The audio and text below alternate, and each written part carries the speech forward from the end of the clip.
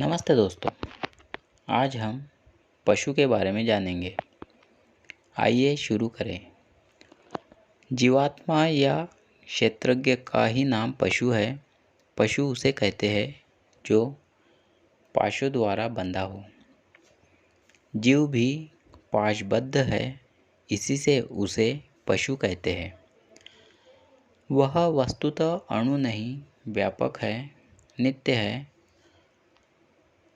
यह शैव तंत्र की स्पष्ट घोषणा है, परंतु पशु अर्थात जीव दशा में यह परिच्छिन्न और सीमित शक्ति से युक्त है।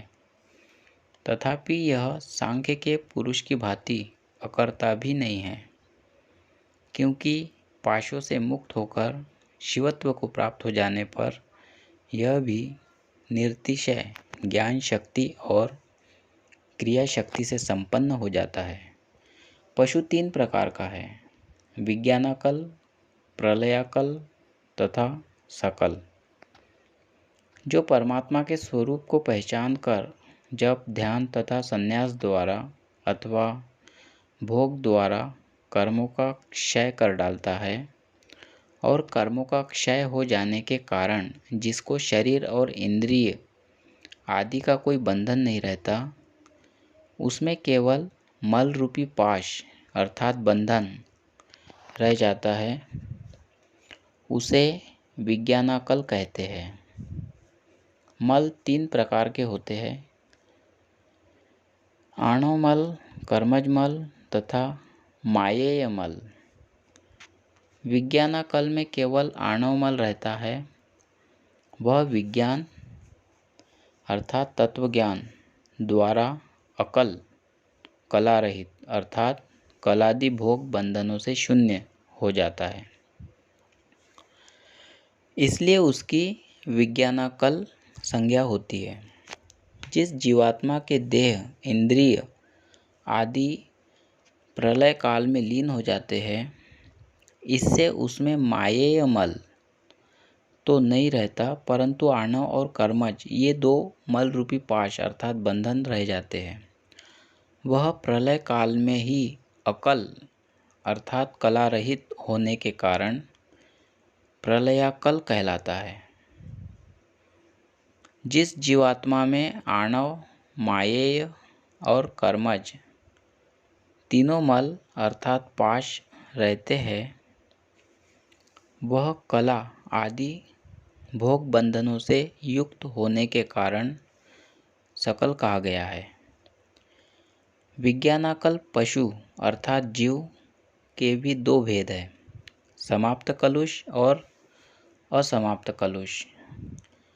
जीवात्मा जो कर्म करता है, उस प्रत्येक कर्म की तह मल पर जमती रहती है।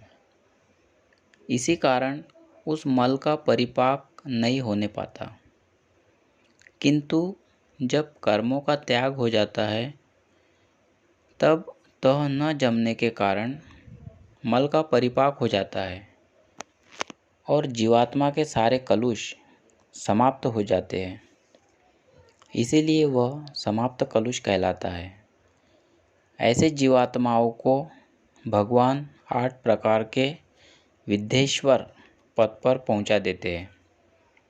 उनके नाम ये हैं: अनंत, सूक्ष्म, शिवोत्तम, एक नेत्र, एक रुद्र, त्रिमूर्ति, श्रीकंठ और शिखंडी। असमाप्त कलुष वे हैं जिनकी कलुष राशि अभी समाप्त नहीं हुई है।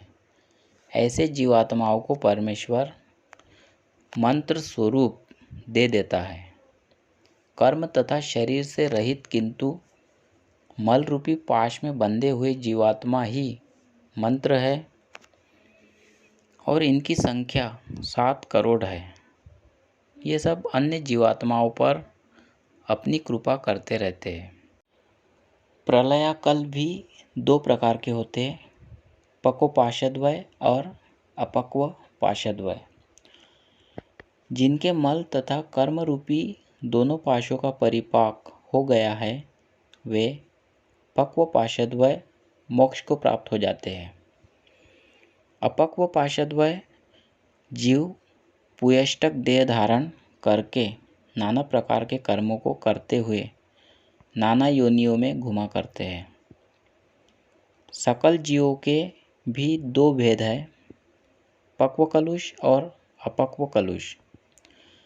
जैसे जैसे जीवात्मा के मल, कर्म तथा माया इन पाशों का परिपाक बढ़ता जाता है, वैसे वैसे ये सब पाश शक्तिहीन होते जाते हैं। तब ये पक्व कलुष जीवात्मा मंत्रेश्वर कहलाते हैं